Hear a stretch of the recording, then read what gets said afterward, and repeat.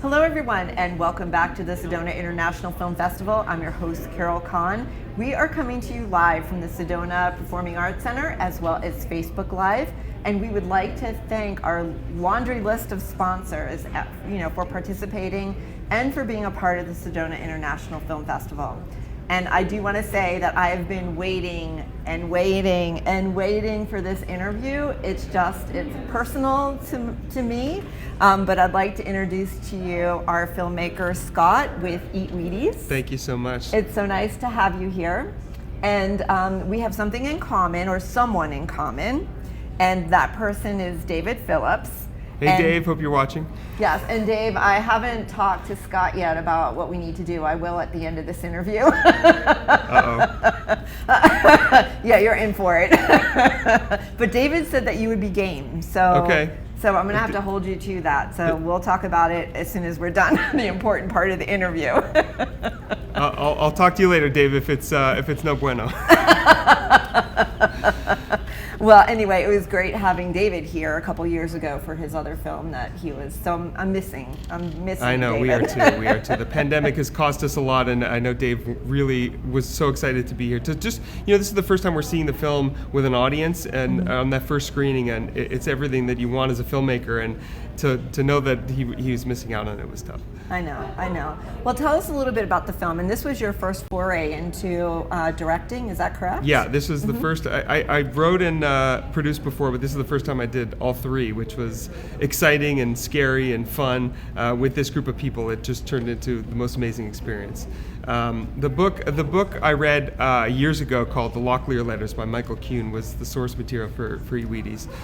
It's a book that I fell in love. I fell in love with the character Sid Straw through these letters. It's an epistolary novel, and so it's all told through letters. And the first letter is to Heather Locklear, saying, "Dear Heather, you probably don't remember me. We went to college together. I dated your sorority sister." And he gets into all these details about his life and about his brother, and he wants an autographed photo for his brother's birthday. And you meet this character who you see can't stop himself from saying too much and trying too hard, and the book follows his journey as his life spirals out of control. And he keeps writing letters to Heather Locklear, which is part of the fun of this feeling of, is she actually reading these letters? Does she know that they exist?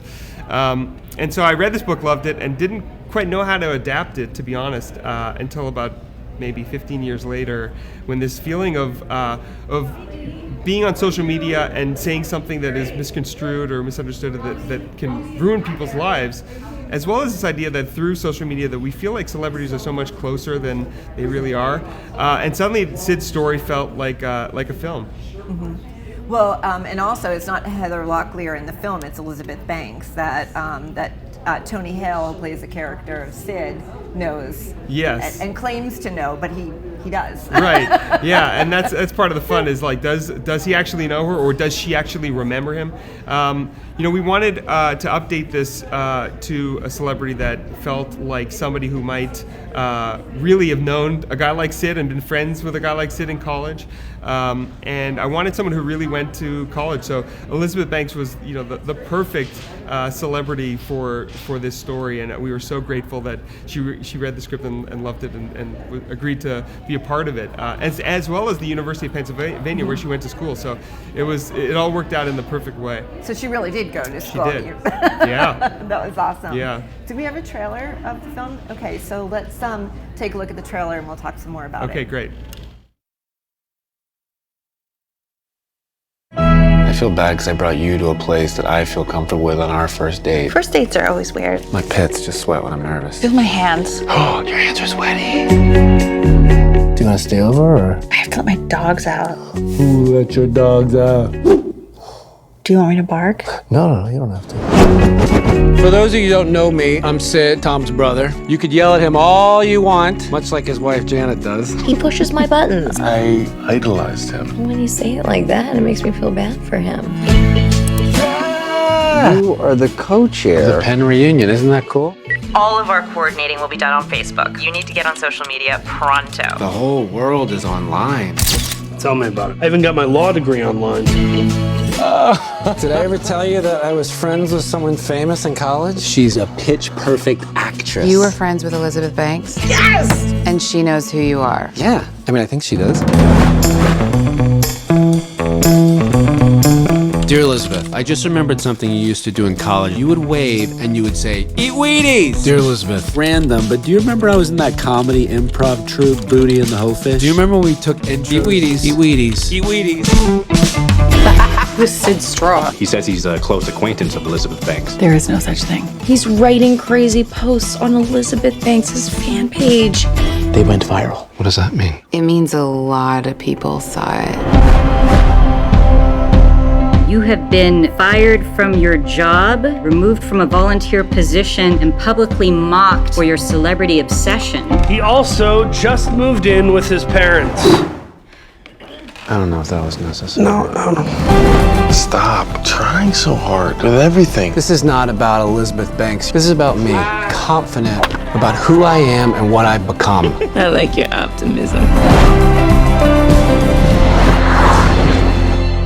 You gave a wedgie to Sharon Stone? It's my claim to fame. Do you like keep in touch with her and stuff? No, she's Sharon Stone.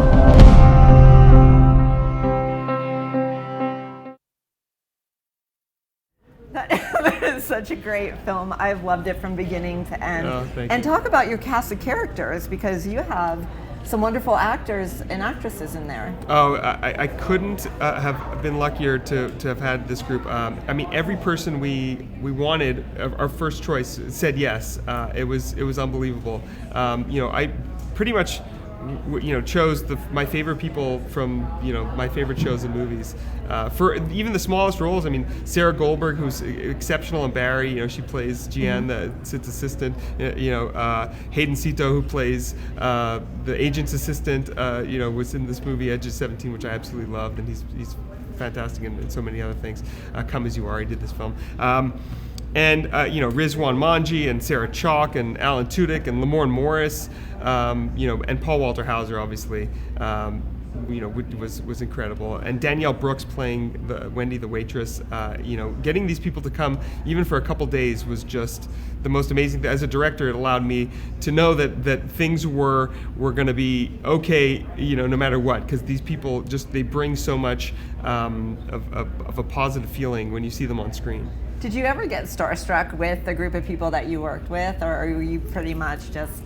I stopped getting starstruck. The first film I did, I worked with Susan Sarandon and Ellen Burstyn, and it was like after, and the first time I met them, there was this intimidation of just feeling like, these are legends of cinema, and Donald Sutherland as well.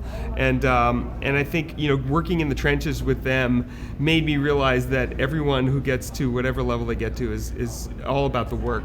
And so I think I've lost that starstruck element, but I certainly felt excited every time I got to set to see who was going to be there that day. Mm-hmm. So also one of the characters, I don't want to give anything away, but I want to talk about this particular scene because he puts a staple. He actually puts a staple, and that was unscripted, right? That was unscripted. That was Paul's first day. He had been cracking us up the whole day. So this was towards the end of the day.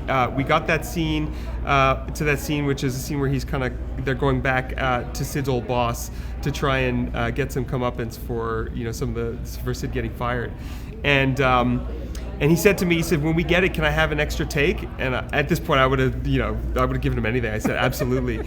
And so we know something's coming, but nobody knows what.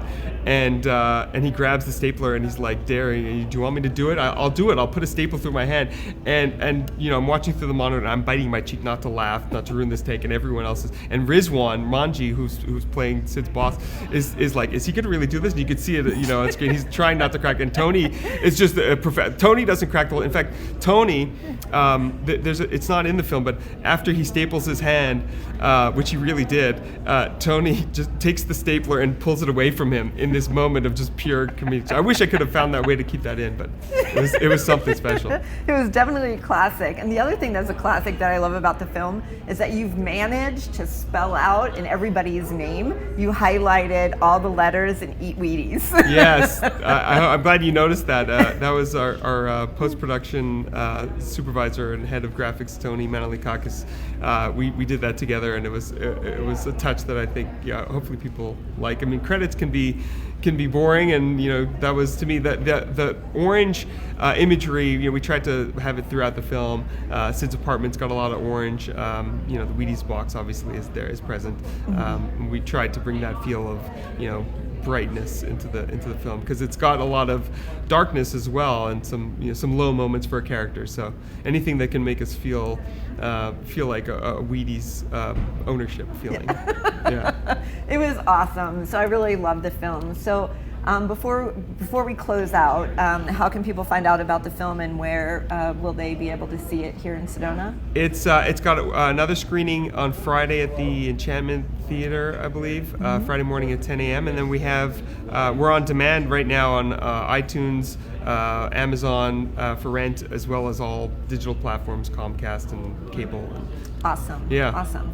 Okay, so when David was here 3 years ago, the two of us had challenged each other to doing shots of tequila. Oh, at what time of day?